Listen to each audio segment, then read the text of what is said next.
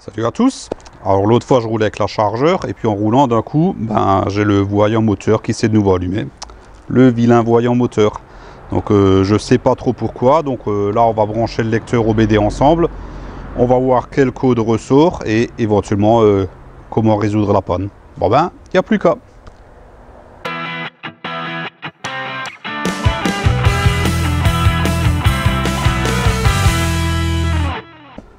Bon allez, on branche la prise diagnostique.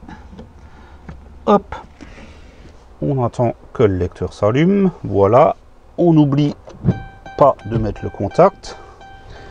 Et là, je fais un scan rapide des codes moteurs. Donc c'est pas un scan complet du véhicule, là c'est juste les codes moteurs. Ça ira plus vite. Donc ouais, il m'a bien trouvé le voyant moteur allumé et un code trouvé. Donc c'est écrit là. Ok. J'ai deux modules. Donc dans lequel c'est, on va checker le premier. Lecture des codes. Code enregistré. Voilà. Donc un P0471. Plage performance de sonde de pression des gaz d'échappement. Et je sais ce que c'est. Souvenez-vous ce que je disais quand j'ai monté mes collecteurs longs. Je vous remets un petit extrait. Je pense pas remettre ce truc quoi. Au pire, je protégerai le tuyau en mettant une vis à l'intérieur ou quelque chose. On verra bien si ça remonte des codes d'erreur ou quelque chose. Donc voilà. Donc j'ai pas d'autre choix là que de faire une modif sur mon échappement afin de rebrancher cette fameuse sonde. Et c'est vrai qu'à y réfléchir, je disais qu'il n'y a pas de pression, mais s'il y a une pression, enfin on va passer en dessous, sous la voiture, on va voir comment monter cette sonde et je vais vous expliquer le pourquoi du comment.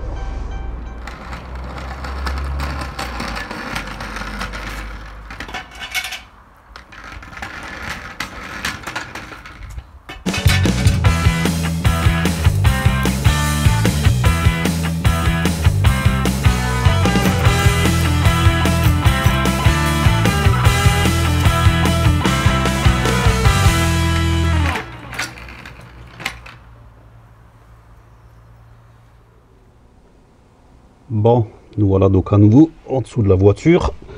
Donc on a ici le tuyau qui monte au capteur de pression. Donc que moi j'ai fermé avec une vis, puisque je pensais qu'il servait à rien. On a notre ligne d'échappement qui part vers derrière, pardon. Enfin je vous passe les détails et puis là je vais vous emmener directement à l'arrière. Et là, on est à l'arrière de la ligne, enfin plutôt vers le milieu. Et ici, j'ai sur chaque ligne, donc un là, et hop, un, on le voit ici, à l'autre bout. Sur chaque ligne, donc j'ai ces fameux clapets. Donc ça, c'est des clapets qui sont à l'intérieur de la ligne et qui marchent avec la pression des gaz d'échappement. C'est-à-dire plus on accélère, plus ça s'ouvre. Et là, je pense que quand je suis au ralenti ou une connerie comme ça, du fait qu'il y a un ressort, à mon avis, avant le clapet, il doit quand même y avoir une légère pression dans la ligne. C'est sûr que si j'ouvre plein gaz, là le machin il s'ouvre en grand, je pense que la pression s'échappe, mais à mon avis au ralenti ou à faible régime, il doit y avoir une pression même minime à l'intérieur de cette ligne. Et du fait que moi j'ai décroché mon capteur, forcément le CU ne détecte plus cette pression, n'a plus de valeur, d'où le code défaut qu'on a vu tout à l'heure. Donc là, comme la ligne que j'ai achetée, il n'y a rien pour mettre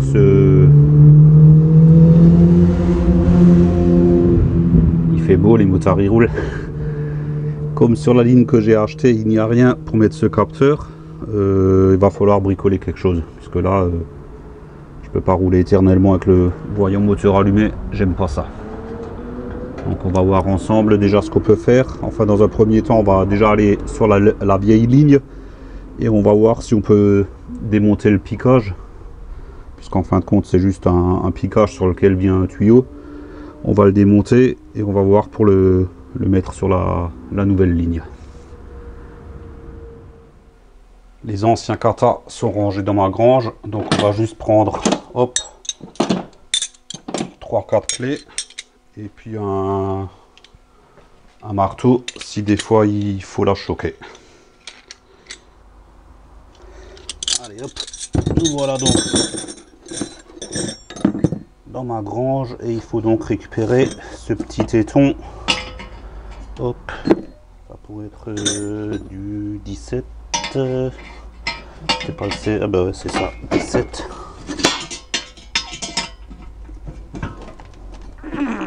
Comme je m'en doutais, c'est bien serré.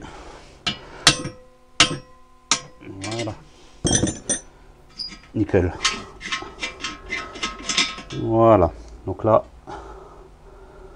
j'ai récupéré le téton et le but du jeu maintenant, c'est d'installer ça sur la nouvelle ligne. Donc on va aller voir ensemble comment on pourrait faire ça. Donc, sachant que mon tuyau il arrive ici et j'ai mon catalyseur juste là, il est évident que de toute façon le tuyau il sera tout court puisque mon téton il doit forcément aller après le catalyseur. Alors je sais pas trop où c'est que je vais le placer, mais si on suit le cheminement de la ligne, moi je dirais que jusqu'au niveau de la sonde c'est hors de question, puisque d'origine il était aussi après les sondes. Je ne pense pas que ça ait d'importance, puisque le principal est qu'il soit après le... Hop, où c'est qu'il est? Juste là, après le catalyseur. Mais je vais quand même pas le mettre juste derrière. Là on a la sonde. Donc on pourrait... Je voudrais pas le mettre vers le bas comme ça. J'aurais trop peur que ça reste accroché quelque part. Donc là j'ai encore un coude. Hop, et celui-là il remonte, et là en fait j'ai une belle place au-dessus. Je vais pas pouvoir vous montrer. Est-ce que j'arrive à attraper? Ah non, je l'ai. Eh ben, j'en aurais passé des heures en dessous de cette voiture. Voilà. On peut mettre ça quelque part ici, comme ça, voilà. Et là on voit bien que j'aurai une belle place ici pour le mettre vers au-dessus. Je peux pas vous montrer, mais bon, j'ai un beau dégagement vers le haut pour faire pour mettre le tuyau. Il aura une belle courbure. Donc là on pourrait dire que c'est pas mal. Donc on dira dans l'arrondi et au-dessus. Ça va pas être évident, mais je vais quand même essayer, hop, de faire une marque avec un marqueur. Bah tiens, en m'imaginant que c'est le piquage, tout simplement. Donc on dira vers là. Voilà. Là, c'est pas mal. Donc maintenant qu'on sait où mettre ce petit téton, je vais m'affairer à redémonter ce morceau de tube. Hop là, reste parmi nous. Ça arrive, hein. Je vais m'affairer à démonter ce morceau de tube.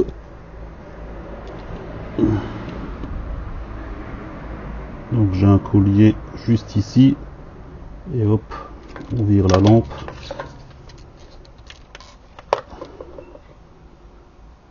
Un autre plus loin derrière. Donc ça, on a vu comment monter cette tubulure lors du remontage de la ligne. Donc là, voilà, c'est un collier devant, un collier derrière, ça devrait s'enlever. Donc je vais vous passer ça en accéléré.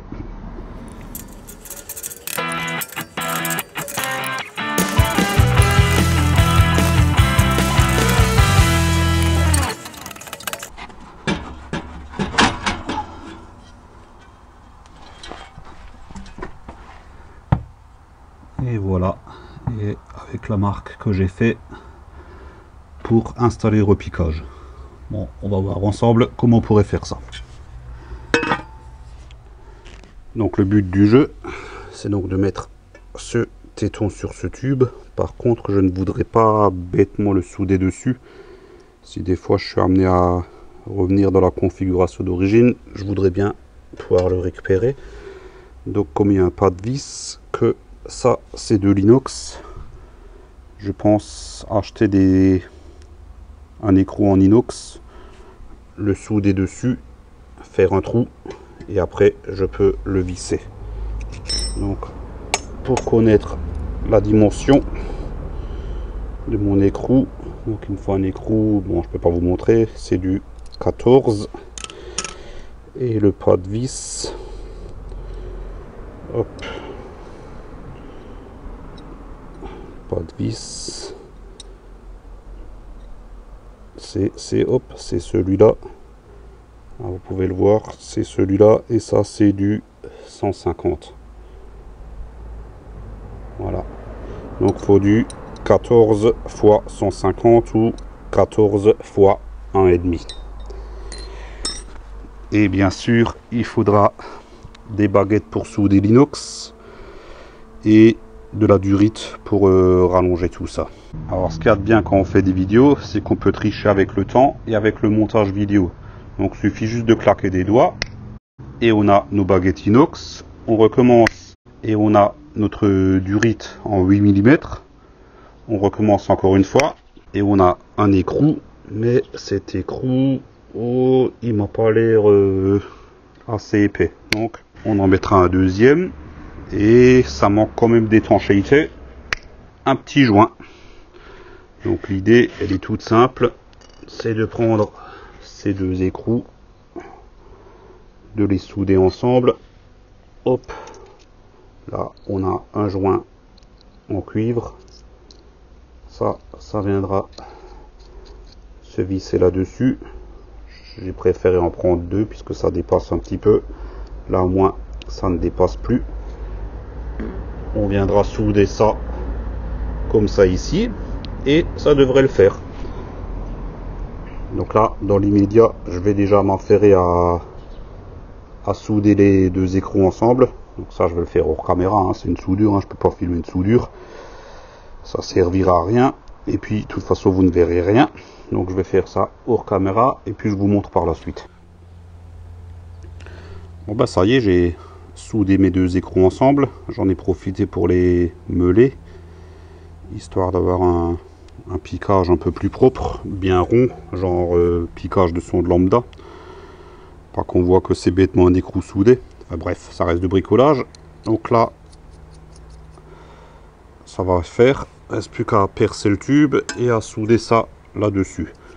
Donc pour la soudure des deux écrous inox, pour ceux que ça intéresse, donc j'ai soudé avec un post inverter, donc à l'arc, avec des baguettes pour inox bien sûr, des baguettes de 2 mm et j'ai soudé à 55 ampères. Donc là, prochaine étape, c'est de percer ici un trou de 8 mm et puis on va souder ça là-dessus et on remontera le tout. Allez hop, il n'y a plus qu'à. Hop, donc dans un premier temps, on va pointer.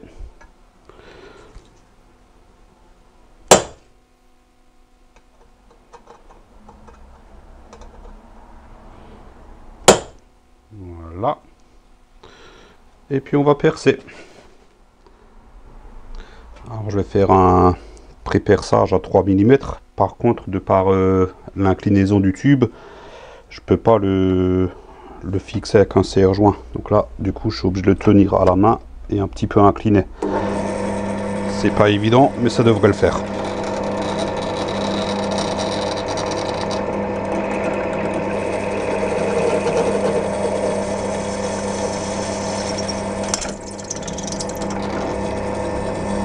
Voilà.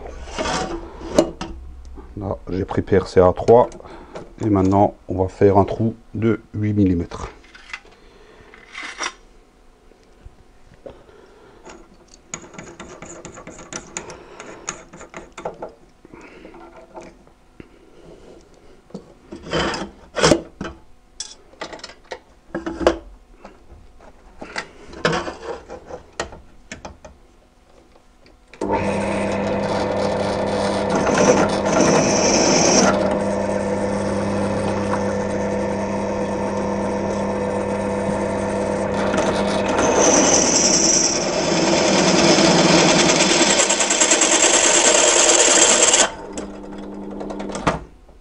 Ça, c'est dangereux. Quand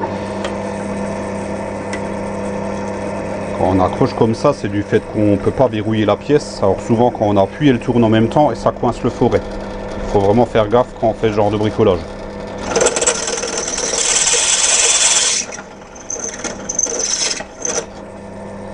Et voilà. Nickel. Donc là, j'ai mon trou de 8. Il ne reste plus qu'à souder les crous dessus.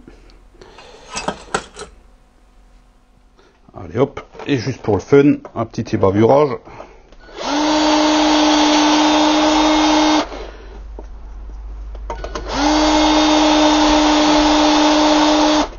Voilà. Au moins, on aura un truc bien propre. Et au passage, ma visseuse convertie qui a fait décrier tant de monde à cause de ma conversion de batterie. Et je rappelle qu'elle marche comme au premier jour. Hein. Donc depuis le temps que j'ai fait cette vidéo, mes batteries fonctionnent très bien. Juste une petite parenthèse pour tous ceux qui aiment bien critiquer. Ça c'est fait. Allez hop, on va souder ça là-dessus. Et puis on va remonter tout ça. Bon ben ça y est, là du coup, j'ai positionné mon écrou.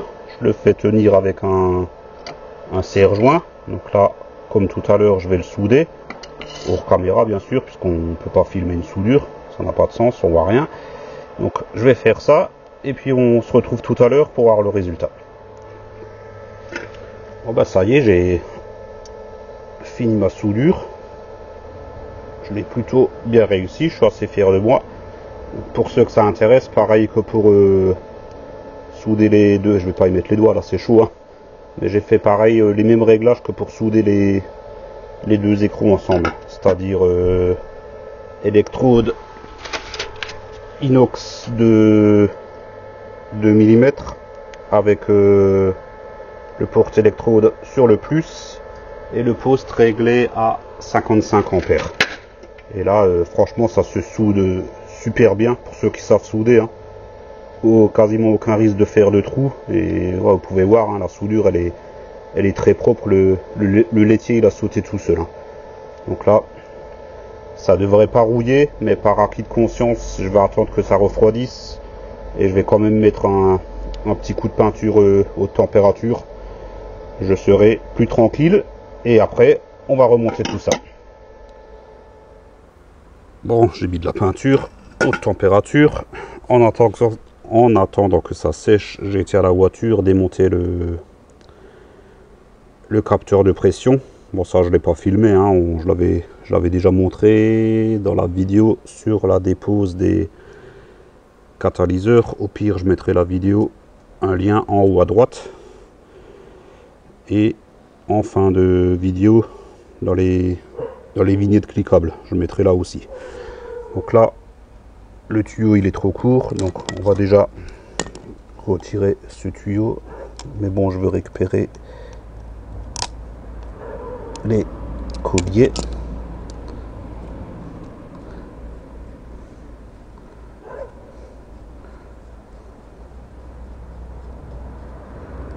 Voilà. Donc, et de 1 et le deuxième.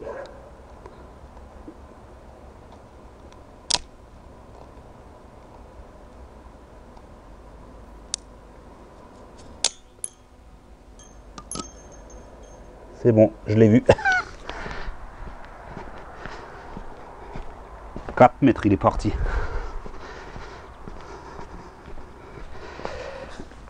Je l'ai. Donc là, on peut déboîter la durite. Il faut quand même faire attention parce que le capteur il est en plastique. Faudrait pas le péter. Et là, ça s'enlève bien. Voilà, nickel. On va déjà mettre. On a pris le bon diamètre, ouais, nickel. C'est du 8 mm. Donc là, celui-là aussi il est reparti. Je vais prendre celui-là en attendant. Voilà. Et puis on va remettre ça là-dessus. Ça s'en fiche très bien. et le petit collier. Et voilà. Donc ça, c'est prêt avec 1 mètre de tuyau. La longueur n'a pas d'importance, hein, pour ceux qui se posent la question. Quand il y a une pression dans un volume, les gaz se répartissent de manière égale sur l'ensemble des volumes, hein. On apprend ça à l'école. Enfin, du moins, moi je l'ai appris, je m'en souviens. Donc, peu importe la longueur du tuyau, la pression qu'il y a ici sera la même que celle qu'il y a ici. Donc, la pression qu'il y aura dans ce grand tuyau sera la même que celle qu'il y avait dans ce petit. Tout simplement. Hop. Mettre ça là pour pas le paumer. Donc là, on va aller remonter ça sur la voiture. Et puis, il nous restera plus qu'à remonter la tubulure. Bon, nous voilà à nouveau en dessous de la voiture. Donc, entre-temps, j'ai remonté mon capteur. Je l'ai vissé, hein. Donc ça, j'ai pas filmé, hein, rien de sorcier, hein, juste le connecteur à brancher, la petite vis de 10 sur le côté. Et j'ai tiré mon tuyau, ma durite. Et celle-là va la faire passer vers l'arrière, en essayant de l'accrocher du mieux qu'on peut. Donc là, du coup, je vais changer de place pour vous montrer ça. Donc, ma durite, elle descend par là. Je la fais passer au-dessus du support de boîte pour revenir, hop, juste ici. Donc là, vous êtes aux premières loges. Et la tubulure, en fait, elle est juste là. Hop, voilà. Donc là, ça va partir. Et il y aura le coup de vers là quelque part. Donc là, je vais laisser ma durite ici en attente. Et on va déjà remonter le morceau de tube.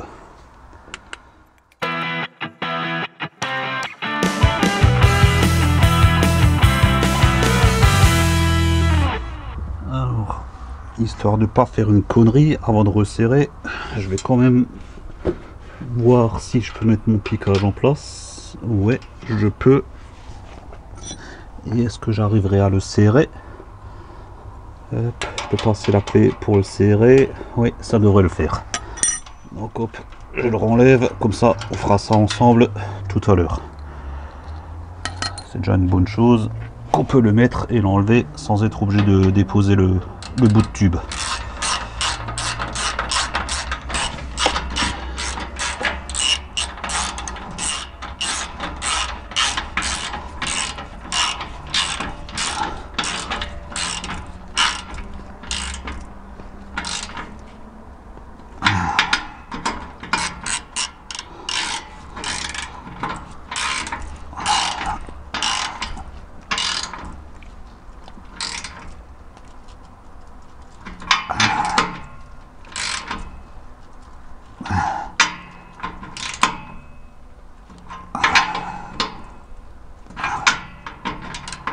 Voilà.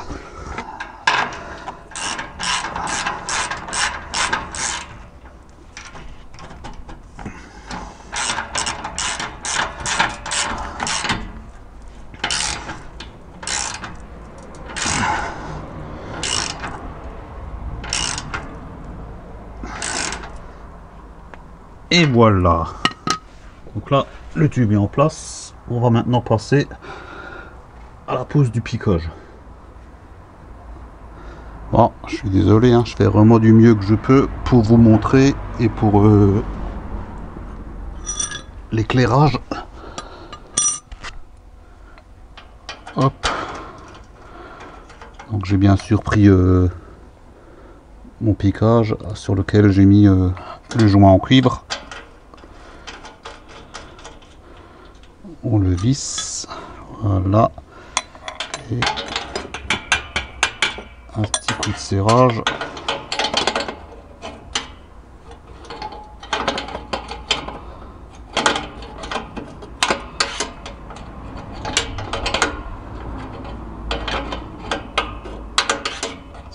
C'est cool, il est vraiment bien ici parce que j'ai vraiment en plus la place pour bien le serrer.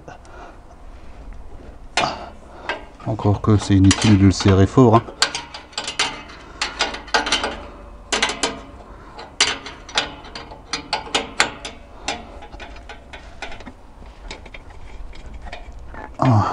Voilà. Nickel. Et là, on peut enfin poser la durite. Alors je vais peut-être pas la laisser entière, je vais peut-être la recouper. Je suis en train de voir, bon ça vous voyez pas, mais moi je suis en train de voir histoire de la placer au mieux que je peux. Et comme ça a l'air pas mal du tout. Donc si je la coupe ici, que je l'enfonce comme ça, ouais, là c'est pas mal. Allez hop, donc je coupe ma durite.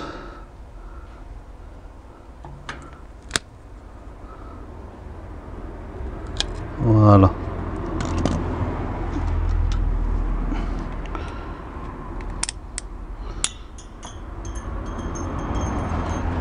J'ai encore une fois fait sauter mon collier.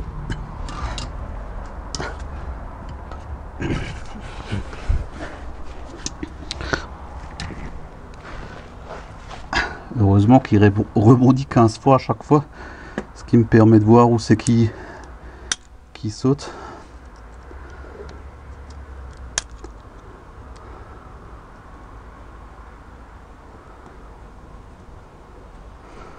Voilà. Et là, est-ce que vous voyez? Peut-être pas des masses, hein, mais bon, voilà, tant pis. Hein. Il reste plus qu'à en ficher.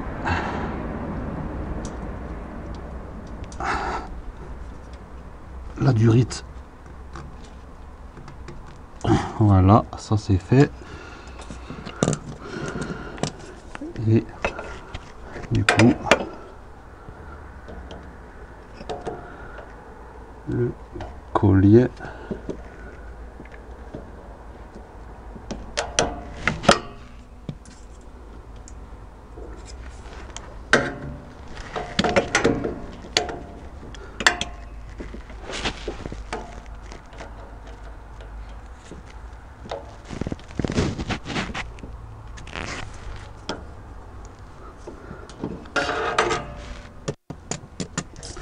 Et voilà. Hop, est-ce que je peux vous montrer?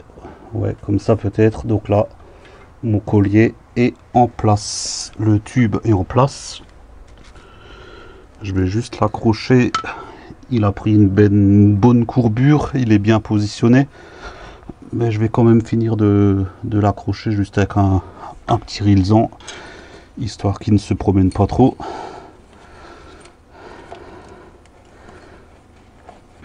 C'est surtout qu'il passe aussi à proximité de la boîte de vitesse, donc pas qu'il se mette contre et qu'il crame, puisque c'est un tuyau en caoutchouc.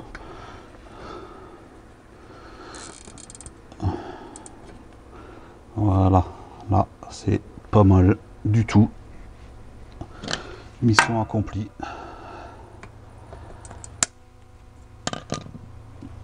Mission accomplie, donc tout est en place. Il y a juste une dernière chose à faire et ça va le faire de suite ensemble. Donc on se retrouve de nouveau dans la voiture. Je mets le contact, je branche mon lecteur,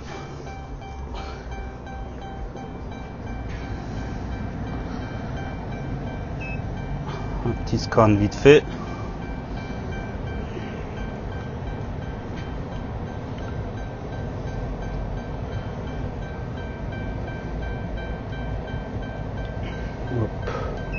Ok, je sais plus dans quel module c'était. Est-ce que c'était dans celui-là? Je ne sais plus. Non. Donc hop, c'était ici. Ouais, voilà. Donc là, j'ai toujours encore mon code. Hop. Et suppression des codes. Voulez-vous supprimer? Bien sûr. Suppression terminée. Lecture des codes. Code enregistré, aucun.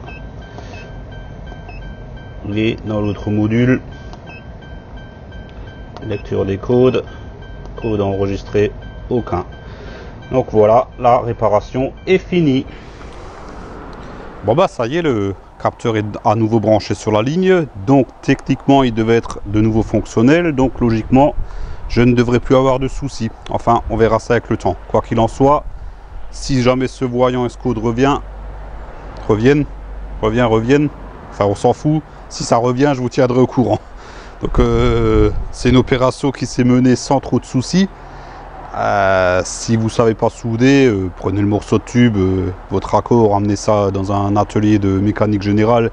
Ils vont vous souder ça en échange d'un petit billet. Enfin bref, normalement il n'y a pas de souci avec ça. Enfin bref. Donc si la vidéo vous a plu, mettez un pouce en l'air, c'est sympa, ça fait plaisir. N'oubliez pas de vous abonner si ce n'est pas encore fait. Pensez à activer la petite cloche, sinon ça ne sert à rien. Et moi je vous dis ciao, à la prochaine.